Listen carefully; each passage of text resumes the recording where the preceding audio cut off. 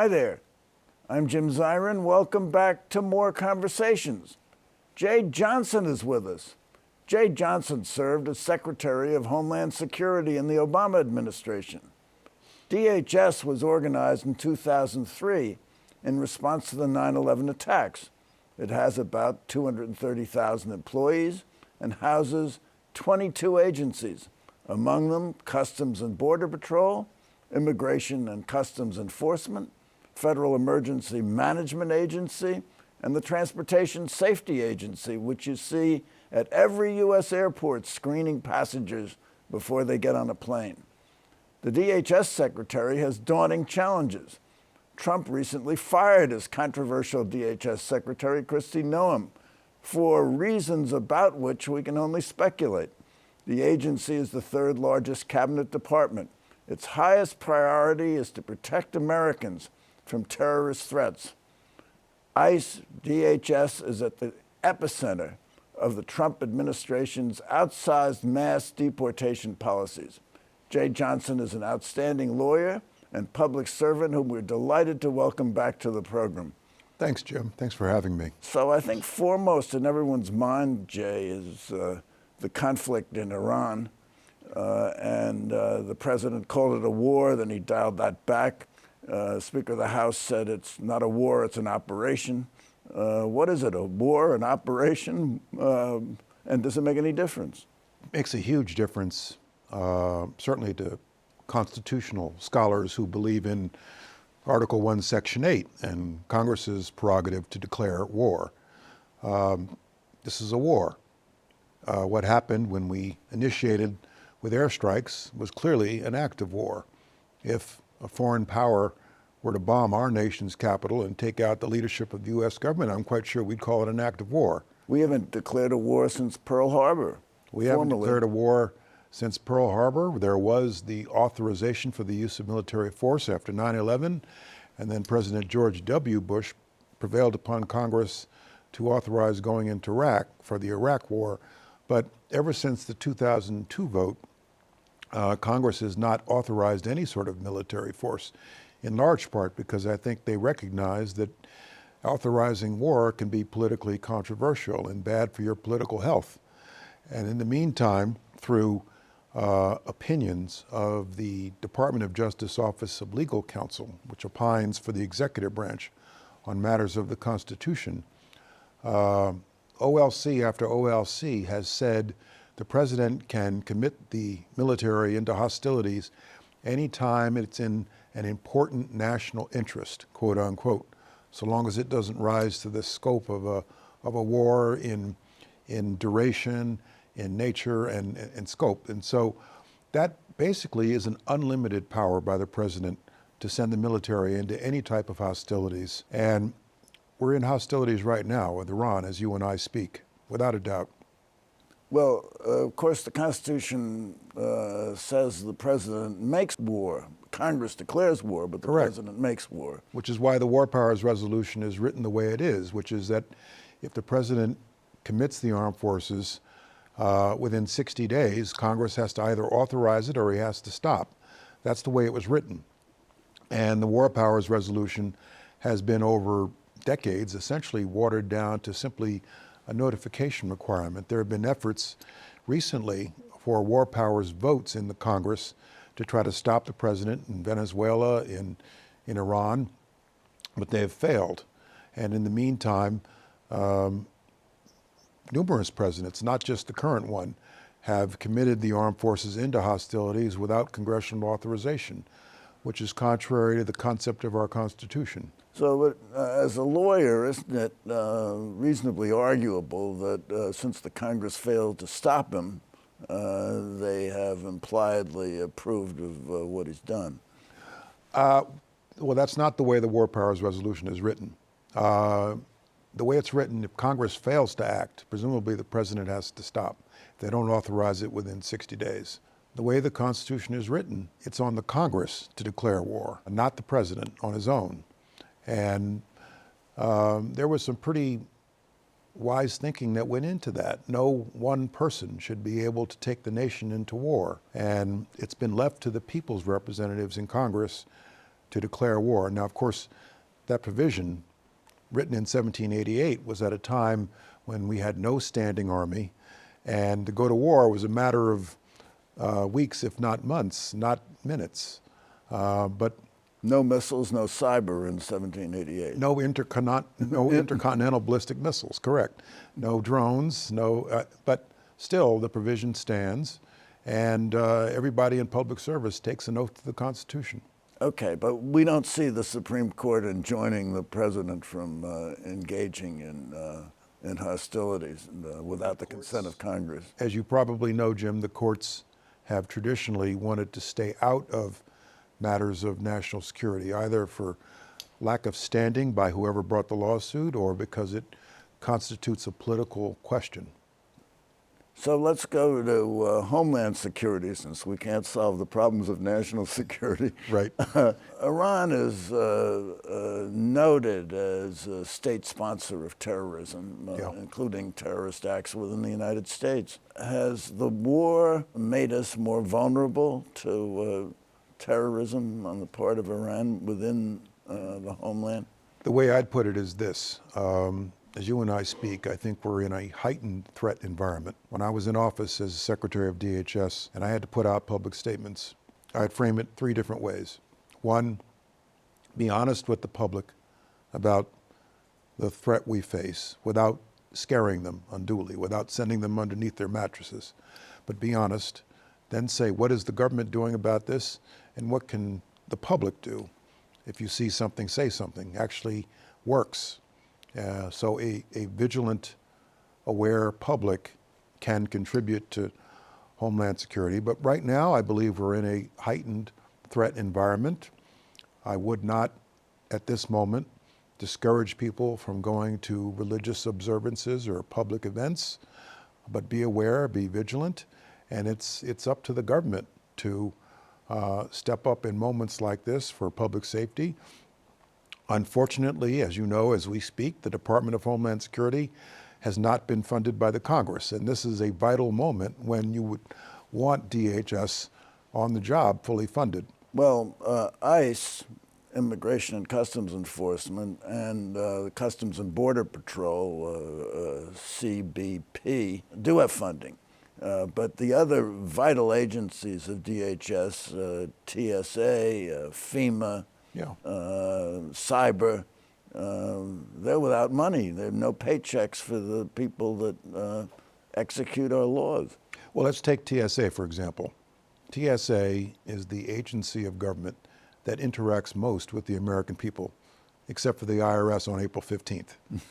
And your average TSO at the airport lives paycheck to paycheck. Morale has traditionally been low in TSA, and we're forcing these people to work without pay as we speak. These are people who are charged with the responsibility to look for bombs on the airplane you and your family are about to get on. So that's a heavy responsibility. And as you pointed out in your introduction, DHS is much more than immigration enforcement. It's port security at the airports, at the ports of entry. It's cybersecurity, it's maritime security through the Coast Guard, it's FEMA, response to natural disasters, it's the Secret Service, it's the Federal Law Enforcement Training Center. It's a whole host of things, 22 components. Most people, when they think of DHS these days, think about the CBP officers and the ICE officers they saw on the streets of Minneapolis in January, which was most unfortunate. We can talk about that. But DHS is far more than that. And at the moment, it's not funded. Well, let's talk about that. Are you critical of the decision to use Customs and Border Patrol officers as part of the anti-migrant effort of the administration? Well, it's contrary to their training. CBP, Customs and Border Protection, work on the borders. And they have an anti-terrorist mission. Well, there's an anti-terrorist mission, but they work on the borders. Texas, the northern border, Arizona, New Mexico. They don't traditionally and typically work in law enforcement in the interior, on the streets of our cities. That's the role for Immigration and Customs Enforcement, not CBP. They're not trained in that way. And so when you send large numbers of CBP into places like Minneapolis or Chicago or someplace else, there's a decent likelihood that there's going to be a problem. They're not adequately trained to deal with making house arrest in our inner cities. You said that it was certainly your policy to be honest with the public about the threat. Yeah. We've seen conflicting messages, haven't we? We have the president said he's not worried. General Petraeus, former CIA director, said he wouldn't worry about it either. Former Police Commissioner Kelly said New York better worry. And others have said there's the threat. And we've had already at least 2 incidents. One in Austin, Texas, and we had Bloomfield. Mm-hmm. Oh, and we had 3. We had Norfolk, Virginia. Mm-hmm.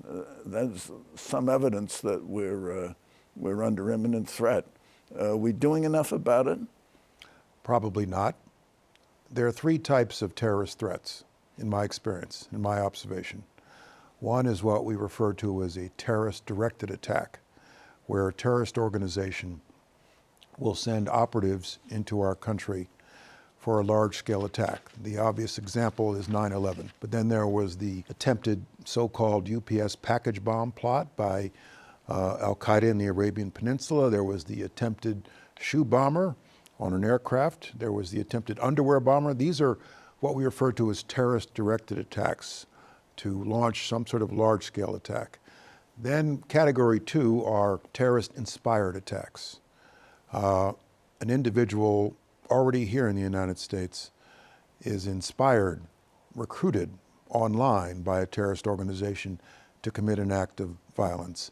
And then there's the so-called lone wolf, someone who adheres to the ideology, may not have ever met a single other member of AQ or ISIS, but is essentially acting on his own. AQ is Al-Qaeda.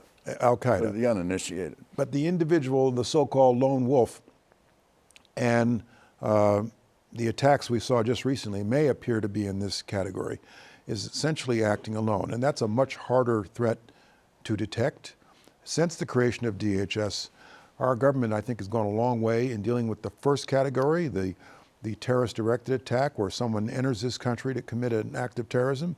But the second and third categories are much harder to detect. And I believe in this environment, where we've gone to war against a state sponsor of terrorism, there's a decent likelihood that someone here in this country could be inspired or in some way recruited to commit an act of violence. And I think that's the threat that is uppermost in my mind right now. Well, under Trump and your successor, Kristi Noem, recently reassigned under the bus by the president, resources of DHS seem to have shifted from counterterrorism activity to rounding up illegal migrants. Yeah. And I don't know, do you have any figures on the yield of the anti-illegal migrant effort since Trump took office? How many deportations have we seen? A lot, but the number of deportations is not a perfect indicator, because deportations can rise and fall with border crossings. If you have 1 million crossings in a year, you're likely to have a lot of deportations, whether it's a Biden administration or a Trump administration. What this administration seems to be focused on, border crossings illegal are low right now, but what they seem to be focused on are arrests in the interior and deporting these people. Those are much harder to get at, because you've got to find them, first of all. And there's an arrest involved, and it can be very tense. It can be very emotional, because you're pulling somebody away from a family, possibly, who's lived in this country for years and years. What this administration does say from time to time is that our priority needs to be the worst of the worst. And I think that's correct. That was certainly my priority when I was in office, going after the threats to public safety who are undocumented. Now, those people are very often in somebody's jails somewhere, which is why working with local law enforcement, working with the local sheriff is so important. When we So now you've put your finger on really the issue of the day, sanctuary cities.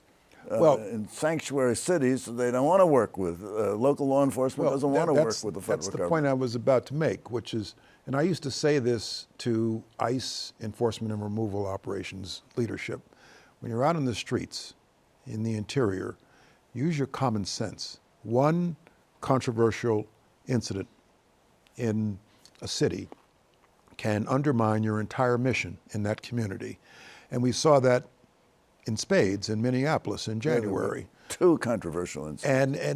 And these kinds of out of control acts turbocharge the sanctuary city movement. I happen to believe that sanctuary cities challenge public safety because you have city councils passing ordinances that forbid the local law enforcement from working with ICE to put a detainer on this person, and instead they end up being released to the street. That's in nobody's interest.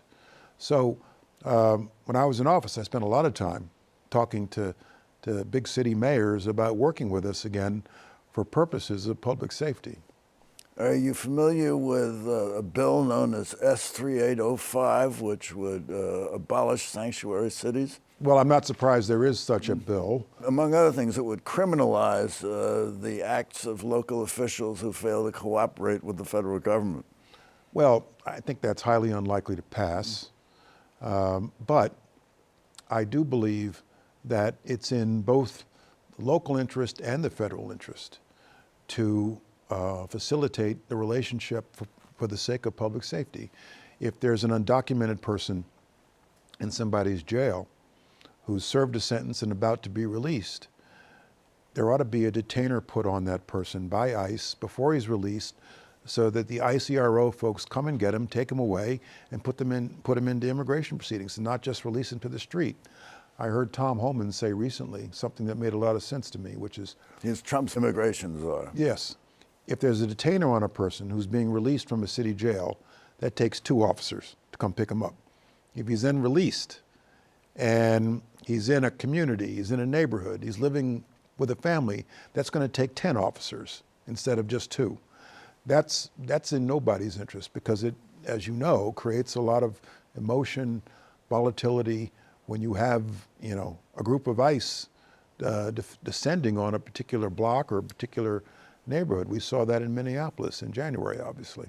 But absent other factors, it's not a criminal offense to be an undocumented alien present in the United States. It's like a parking ticket. It's a civil offense, isn't that right? No, but again, our priorities should be using our immigration laws to deport those who are public safety threats. So if they are to be deported, they'd be entitled to notice and a deportation hearing? Yes, they have to go through that whole process, absolutely. Okay, so we have... Meanwhile, this administration is downsizing the number of immigration judges we have in this country. Well, that's part of the problem, unquestionably. But you have ICE, which has been under intense criticism for a number of reasons. The officers are masked, they don't identify themselves, they don't have body cameras. Which I don't understand, by the way. In this city, New York City police, you don't see them running around in masks. That's right, or the FBI, for that matter, running around. And much of the military, for that matter, too. Right. And so it has the air of a secret police. It doesn't look like America. Doesn't look like America. And then body cameras as some deterrent to abusive activity. These are kind of the issues that the Democrats are raising in Congress for withholding funding from the entire department. They may be cutting their nose to spite their face, but still, those are the issues that have raised. And ICE has been under intense criticism that its policies, its outsized policies, led to the killing of 2 people in Minneapolis and maybe 1 in Texas, and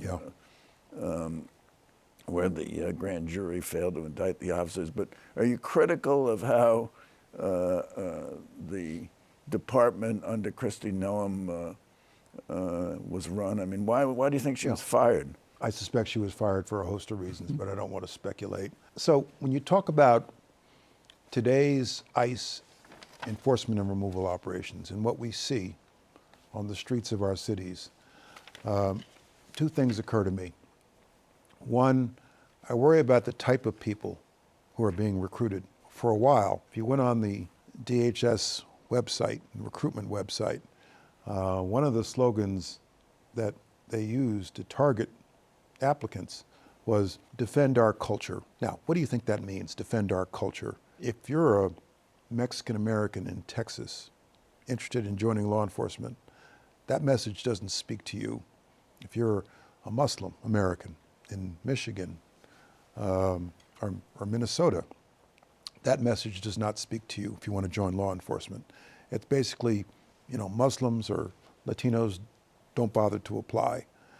That message was taken down, but it was a dog whistle of sorts. When I look at the videos of the death of Renee Good and Alex Preddy, one thing that screams at me is across law enforcement, whether you're talking about ICE, whether you're talking about the NYPD, whether you're talking about the FBI, Border Patrol, or any other law enforcement agency, fundamental to law enforcement training is training in tactics of de-escalation. Let's calm everybody's temperature down. You can see this in the New York City subways with transit cops once in a while. There's a homeless person who's agitated. Calm down, let's defuse the situation. Renee Good didn't have to die. She died because of the manner in which she parked her car. George Floyd, that whole thing, it started over, I think it was a counterfeit $20 bill. Eric Garner, 2014, Staten Island, started over a package of cigarettes. And these situations get out of control and they lead to somebody dying. And that doesn't have to be the case. So often, a good law enforcement officer, it's probably an everyday occurrence, knows how to diffuse and de-escalate a confrontation as opposed to ratcheting it up. And what I see in those videos involving the death of Renee Good and Alex Preddy are officers who are not trained in de-escalation, who are angry and frankly looking for a fight. So we've kind of come to the end. We've covered a lot of ground, but I have a question for you, Yes, Jay sir. Johnson, and the question is, what needs to be done, if anything, to reform the Department of Homeland Security? Last time there were these calls to abolish ICE. I wrote an op-ed in the Washington Post, and I said abolishing the agency is not the answer. If we don't like what the agency is doing, we change the policies.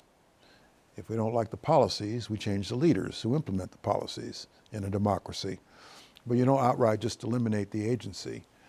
Now, what is sad and unfortunate, in my view, is the acronym ICE, the letters DHS have become radioactive in our society.